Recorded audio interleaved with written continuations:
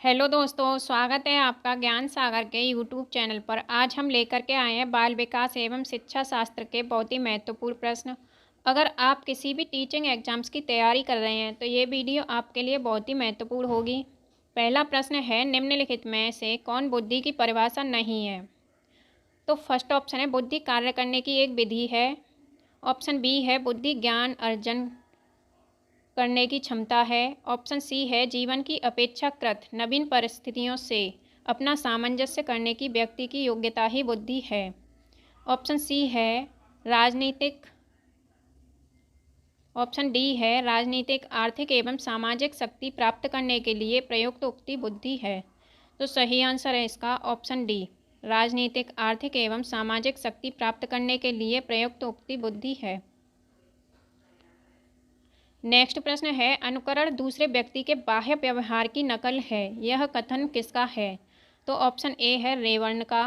Option B है डम्बिल का। Option C है रॉस का। ऑप्शन डी है मैकडूगल का। तो इसका सही आंसर है ऑप्शन ए, रेवर्ण का। नेक्स्ट प्रश्न है, आप अपनी कक्षा के बच्चों के बौद्धिक विकास में परिपक्वता लाना चाहते हैं, इसके लिए आप निम्नलिखित में से किसका चुनाव करेंगे? तो ऑप्शन ए है बच्चों के समक्ष आने वाली समस्याओं को सुलझाने में उनकी मदद करेंगे। ऑप्शन बी है बच्चों को खूब गृह कार्य देंगे। ऑप्शन सी है बच्चों को कक्ष में चुपचाप बैठने को कहेंगे। ऑप्शन डी है उपर्युक्त सभी। तो इसका सही आंसर है ऑप्शन ए, बच्चों के समक्ष आने वाली समस्याओं को सुलझाने में उनकी मदद करेंगे। नेक्स्ट प्रश्न है, आपकी कक्षा का एक छात्र कक्षा में काफ़ी बात करता है, आप उसके विषय में पता करते हैं तथा पाते हैं कि वही छात्र अपने घर पर बहुत ही कम बात करता है, तो आप उस छात्र के विषय में निम्नलिखित में से क्या विचार देंगे? तो ऑप्शन ए है विद्यालय प्रत्येक समय बच्चों को खूब बातें करने का अवसर देता है। ऑप्शन बी है शिक्षकों की यह मांग है कि बच्चे विद्यालय में खूब बात करें। ऑप्शन सी है उस बच्चे को उसका घर पसंद नहीं है। ऑप्शन डी है उस बच्चे के विचारों को विद्यालय में मान्यता मिलती है। तो सही आंसर है इसका ऑप्शन डी, उस बच्चे के विचारों को विद्यालय में मान्यता मिलती है। नेक्स्ट प्रश्न है, प्राकृतिक पर्यावरण का प्रभाव अधिगम की दशा को प्रत्यक्ष रूप से प्रभावित करता है से तात्पर्य है? तो ऑप्शन ए है जलवायु तथा वायुमंडलीय दशाओं का योग बालक की बौद्धिक निष्पत्ति तथा सृजनशीलता पर गहरा प्रभाव डालते हैं। ऑप्शन बी है अधिक ताप तथा आर्द्रता बालकों की मानसिक क्षमता के विकास का द्योतक है। ऑप्शन सी है जलवायु तथा वायुमंडलीय दशाओं के योग का प्रभाव बालकों की मानसिक क्षमता को प्रभावित नहीं करता। ऑप्शन डी है उपर्युक्त में से कोई नहीं। तो इसका सही आंसर होगा ऑप्शन ए, जलवायु तथा वायुमंडलीय दशाओं का योग बालक की बौद्धिक निष्पत्ति तथा सृजनशीलता पर गहरा प्रभाव डालते हैं। नेक्स्ट प्रश्न है, आप अपनी कक्षा के एक पिछड़े छात्र में अधिगम की गति को तीव्र करना चाहते हैं जिससे कि वह सामान्य छात्रों की श्रेणी में आ सके, इसके लिए आप निम्नलिखित में से क्या उपाय अपनाएंगे? तो ऑप्शन ए है उत्तम शिक्षण विधियों का प्रयोग करते हुए उसे सही दिशा में प्रेरित करेंगे। ऑप्शन बी है उसके माता पिता से उसकी शिकायत करेंगे। ऑप्शन सी है उसको पूरी कक्षा के समक्ष दंडित करेंगे। ऑप्शन डी है उपर्युक्त सभी। तो सही आंसर है इसका ऑप्शन ए, उत्तम शिक्षण विधियों का प्रयोग करते हुए उसे सही दिशा में प्रेरित करेंगे।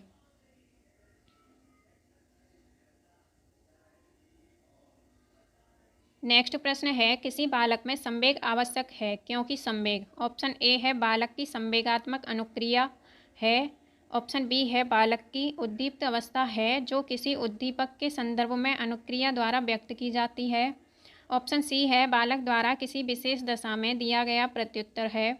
ऑप्शन डी है बालक के असंगठित व्यवहार को प्रदर्शित करता है।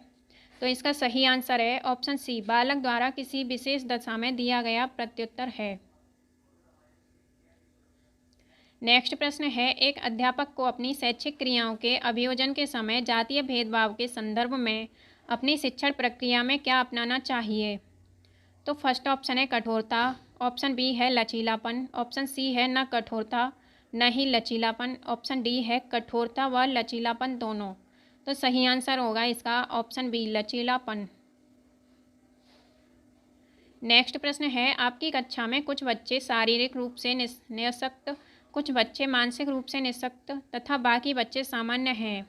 आपके अनुसार उन्हें कक्षा में बैठाने की निम्नलिखित में से कौन सी व्यवस्था सर्वाधिक उपयुक्त होगी? तो ऑप्शन ए है, बच्चों को कक्षा में कहीं भी बैठने की सुविधा प्रदान की जाए। ऑप्शन बी है, शारीरिक रूप से निःशक्त बच्चों को सबसे आगे बैठाया जाए। ऑप्शन सी है, मानसिक रूप से निःशक्त बच्चों को सबसे आगे बैठाया जाए। ऑप्शन डी है, सामान्य बच्चों को सबसे आगे बैठाया जाए। तो सही आंसर है इसका ऑप्शन ए, बच्चों को कक्षा में कहीं भी बैठने की सुविधा प्रदान की जाए। नेक्स्ट प्रश्न है, बुद्धि के प्रतिदर्श सिद्धांत का प्रतिपादन निम्नलिखित में से किसने किया था? तो पहला ऑप्शन है थॉमसन ने, ऑप्शन बी है स्पीयरमैन ने, ऑप्शन सी है थॉर्नडाइक ने, ऑप्शन डी है बिने ने। तो सही आंसर है इसका ऑप्शन ए, थॉमसन। नेक्स्ट प्रश्न है, वर्तमान समय में सतत एवं व्यापक मूल्यांकन के अंतर्गत ग्रेडों में अंकों का वितरण किया जाता है। इस प्रणाली में कितने प्रतिशत अंक प्राप्त करने वाले छात्र को बहुत अच्छा या बी ग्रेड के अंतर्गत रखा जाता है? ऑप्शन ए है 90 से 100%, ऑप्शन बी है 56 से 74%, ऑप्शन सी है 75 से 89%, ऑप्शन डी है 35 से 55%। तो सही आंसर है इसका ऑप्शन बी, 56 से 74%। अगला प्रश्न है, मूल्यांकन की प्रक्रिया के दौरान शिक्षकों को काफ़ी सावधानी बरतने की आवश्यकता होती है। इस दौरान शिक्षकों को निम्नलिखित में से कौन सा कार्य नहीं करना चाहिए? तो ऑप्शन ए है, प्रत्येक विद्यार्थी की अनुक्रिया के बारे में संवेदनशील होना। ऑप्शन बी है, बच्चों की प्रगति के बारे में सूचना एकत्र करते रहना। ऑप्शन सी है, शिक्षार्थियों को विभिन्न वर्गों में विभाजित कर उनके बीच तुलना करना। ऑप्शन डी है, बच्चों की विभिन्न प्रकार की सूचनाओं को अभिलेखबद्ध करना। तो सही आंसर है इसका ऑप्शन सी, शिक्षार्थियों को विभिन्न वर्गों में विभाजित कर उनके बीच तुलना करना। नेक्स्ट प्रश्न है, आप अपनी कक्षा में अपने शिक्षण के दौरान कड़ी मेहनत करते हैं, फिर भी आपकी कक्षा में काफ़ी शैक्षिक विभिन्नता दिखाई देती है। इसका कारण क्या हो सकता है? तो ऑप्शन ए है, आपकी कक्षा के कुछ छात्र कक्षा में सो जाते हैं। ऑप्शन बी है, आपकी कक्षा के छात्र आपको पसंद नहीं करते हैं। ऑप्शन सी है, भिन्न भिन्न छात्रों में वैयक्तिक गुण भिन्न भिन्न होते हैं। ऑप्शन डी है, उपर्युक्त में से कोई नहीं। तो सही आंसर है इसका ऑप्शन सी, भिन्न भिन्न छात्रों में वैयक्तिक गुण भिन्न भिन्न होते हैं। अगला प्रश्न है, आपकी कक्षा की एक बालिका मीरा विद्यालय में होने वाली प्रत्येक क्रिया के विषय में जानने के लिए सबसे अधिक उत्सुक रहती है। आपकी उसकी इस प्रक्रिया पर प्रतिक्रिया होगी। ऑप्शन ए है, मीरा एक पिछड़ी बालिका है। ऑप्शन बी है, मीरा एक सृजनशील बालिका है। ऑप्शन सी है, मीरा का मन पढ़ाई में नहीं लगता है। ऑप्शन डी है, मीरा को खेलना पसंद है।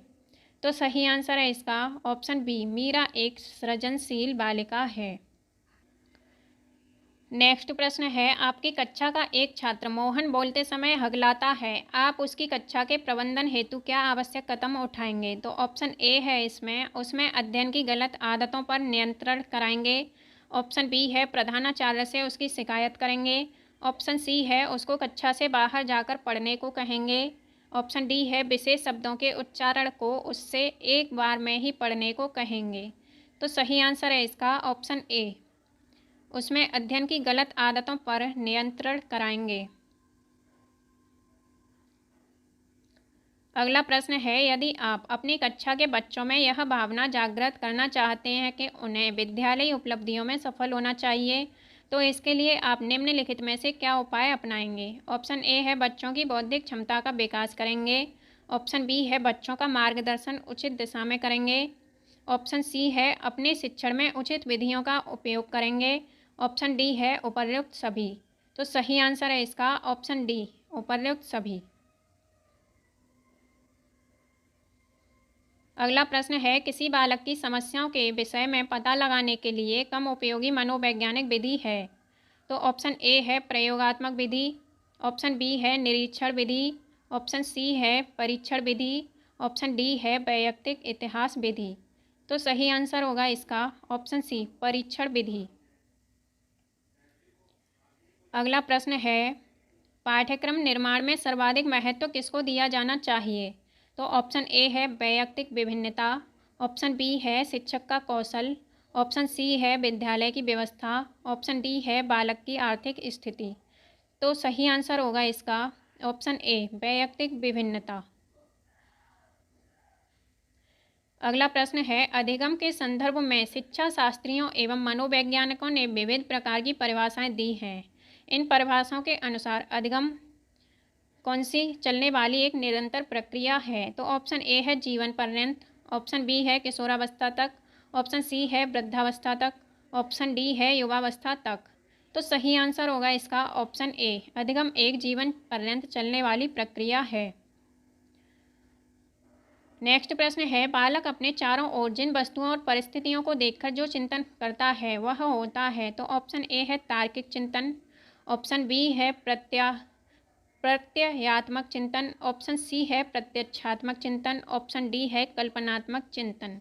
तो सही आंसर है इसका ऑप्शन सी प्रत्यक्षात्मक चिंतन। अगला प्रश्न है, आपकी कक्षा में बालकों के समाजीकरण में आपकी भूमिका है। तो ऑप्शन ए है बच्चों का बौद्धिक विकास करने में, ऑप्शन बी है बच्चों का गृह कार्य करने में, ऑप्शन सी है बच्चों को दंड देने में, ऑप्शन डी है उपर्युक्त में से कोई नहीं। तो सही आंसर है इसका ऑप्शन ए बच्चों का बौद्धिक विकास करने में। नेक्स्ट प्रश्न है, बालकों के नैतिक विकास को समझने के लिए जीन पियाजे ने निम्नलिखित में से कौन सी विधि को अपनाया? फर्स्ट ऑप्शन है साक्षात्कार विधि, ऑप्शन बी है तार्किक विधि, ऑप्शन सी है जांच पड़ताल विधि, ऑप्शन डी है उपर्युक्त सभी। तो सही आंसर है इसका ऑप्शन ए साक्षात्कार विधि। नेक्स्ट प्रश्न है, मैं कौन हूँ, क्या हूँ और मैं कुछ भी हूँ आदि ऐसी प्रबल भावनाएं विकास की किस अवस्था की ओर इंगित होती हैं? तो ऑप्शन ए है किशोरावस्था, ऑप्शन बी है प्रौढ़ावस्था, ऑप्शन सी है पूर्व बाल्यावस्था, ऑप्शन डी है बाल्यावस्था। तो सही आंसर होगा इसका ऑप्शन ए किशोरावस्था। नेक्स्ट प्रश्न है, बच्चे की आरंभिक शिक्षा के अंतर्गत उसे सर्वप्रथम किस विषय की शिक्षा प्रदान की जानी चाहिए? तो ऑप्शन ए है भाषा, ऑप्शन बी है विज्ञान, ऑप्शन सी है गणित, ऑप्शन डी है धर्म। तो सही आंसर होगा इसका ऑप्शन ए भाषा। नेक्स्ट प्रश्न है, अच्छे शिक्षक का उद्देश्य निम्नलिखित में से क्या होना चाहिए? तो ऑप्शन ए है सृजनात्मक सक्रियता में विश्वास करना, ऑप्शन बी है अपने जीवन को अधिक सुंदर तथा सुव्यवस्थित बनाना, ऑप्शन सी है जीवन के नए मूल्यों, नए विचारों व परिवर्तनों का स्वागत करना, ऑप्शन डी है सभी धर्मों व जाति वालों से समानता का व्यवहार करना। तो सही आंसर है इसका ऑप्शन सी जीवन के नए मूल्यों, नए विचारों व परिवर्तनों का स्वागत करना। अगला प्रश्न है, बाल केंद्रित शिक्षा में पाठ्यक्रम का स्वरूप नहीं होना चाहिए। तो ऑप्शन ए है लचीला, ऑप्शन बी है आर्थिक आवश्यकताओं के अनुसार, ऑप्शन सी है पूर्व ज्ञान पर आधारित, ऑप्शन डी है वातावरण के अनुकूल। तो सही आंसर होगा इसका ऑप्शन बी आर्थिक आवश्यकताओं के अनुसार।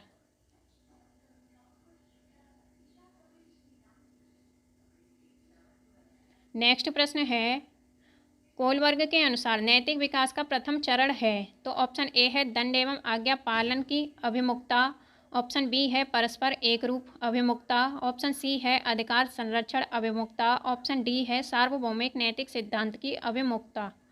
तो इसका सही आंसर होगा ऑप्शन ए दंड एवं आज्ञा पालन की अभिमुखता।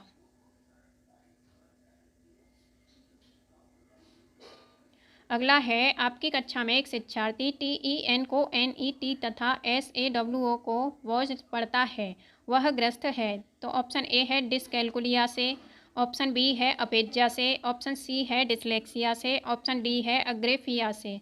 तो इसका सही आंसर है ऑप्शन सी डिसलेक्सिया से। नेक्स्ट प्रश्न है, आपकी कक्षा में कुछ छात्रों की दृष्टि कमज़ोर है परंतु वे पढ़ने में कमज़ोर भी है। वे आपसे निवेदन करते हैं कि वे श्यामपट्ट पर देख नहीं पाते तो उन्हें आगे बैठने की अनुमति दे दी जाए। तो आप ऐसी स्थिति में क्या करेंगे? ऑप्शन ए है उन्हें डांट देंगे, पढ़ने में मन नहीं लगता और आगे बैठना चाहते हो। ऑप्शन बी है उन्हें चश्मा प्रयोग करने की सलाह देंगे। ऑप्शन सी है उनकी इच्छानुसार उन्हें आगे बैठा देंगे जिससे वे श्यामपट्ट पर लेखा देख सकें। ऑप्शन डी है उनके लिए अलग कक्षा की व्यवस्था का सुझाव देंगे। तो सही आंसर होगा इसका ऑप्शन सी, उनकी इच्छा अनुसार उन्हें आगे बैठा देंगे जिससे वे श्यामपट्ट पर लिखा देख सकें। नेक्स्ट प्रश्न है, शिक्षा की पाठ्यचर्या बदलती रहनी चाहिए क्योंकि? ऑप्शन ए है समाज शिक्षा को इसके लिए विवश करता है। ऑप्शन बी है समाज की आवश्यकता बदलती रहती हैं। ऑप्शन सी है इससे ही समाज में परिवर्तन आता है। ऑप्शन डी है पाठ्यचर्या सामाजिक निर्देश का पालन करती है। तो सही आंसर है इसका ऑप्शन बी, समाज की आवश्यकता बदलती रहती हैं।